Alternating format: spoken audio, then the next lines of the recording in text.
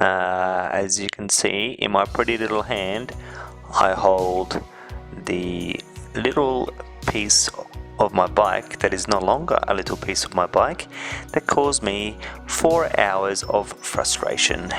So what this is, everybody, is the little connector for the starter relay. I was led to believe that the problem might have been with the kill switch, so I pulled this whole top end electrical part apart, the switch block,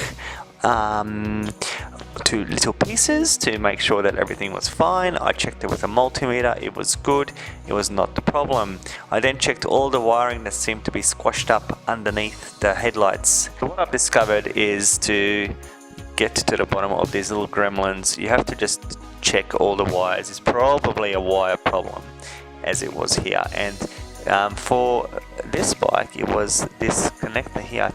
Actually, what I did was I was pushing the starter, and I actually pushed this together a little bit, and boom, she started, and I went, oh yay! Now I couldn't get it to a point where it was working again, so I just removed it, and I just spliced the wires and joined them together there, and now it doesn't look as good, obviously, because it has some electrical tape wrapped around it, but at least it works without any fault whatsoever, no problems. So I'm glad I got to the bottom of that one.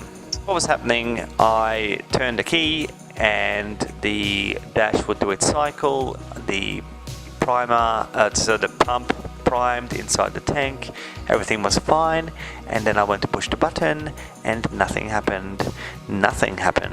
So I initially thought it was the battery, but it wasn't, and now yeah, I got to the bottom of it.